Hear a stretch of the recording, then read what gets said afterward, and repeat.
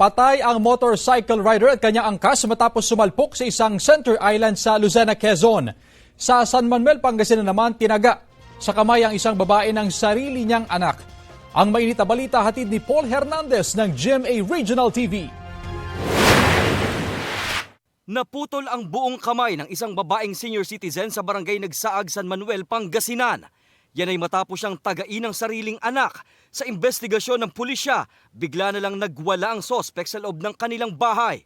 Sa investigation namin, wala namang heated argument, so kaya false grudge. Saka hindi rin siya nakainom kasi umagang-umaga nung nangyari. Sugatan din ng isang residente na sinubukang umawat. Agad tumakas ang sospek pero makalipas ang ilang oras, sumuko din sa Villasis Police. Parang stress yung suspect eh. Kasi nung dumating dito, wala na siyang pinagsasabi kung meron daw papatay sa kanya. Nagpapagaling sa ospital ang biktima na wala pang pahayag. Nahaharap sa reklamo ang sospek. Papunta sa isang tindahan ng isang lalaki sa barangay Buwed, Calasiao, Pangasinan. Makalipas ang ilang segundo, makikita sa CCTV na may bitbit ng mga upuan ng lalaki sa kapumara ng jeep. Tinangay na pala ng lalaki ang 3 upuan na mula sa tindahan.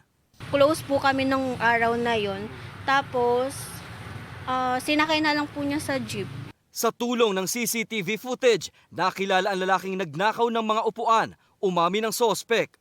Pinuntahan po siya dun sa Dagupan. Then, napag-alaman po nila na binenta na po yung 3 upuan ng halagang 200 pesos. Tinuro po nung magnanakaw kung saan niya po binenta yung 3 upuan.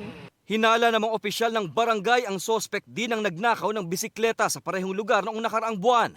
Posibleng siya rin yung kumuha ng bisikleta at saka yung upuan.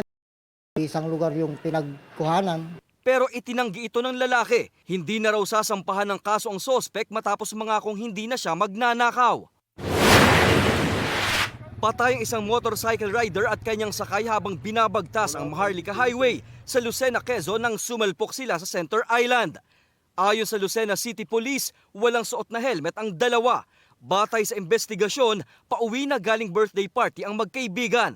Posibleng nakainom ng alak ang dalawa. Lagi po magsuot ng helmet. Kung nakakainom na, kung maaari, iwanan na po yung motor.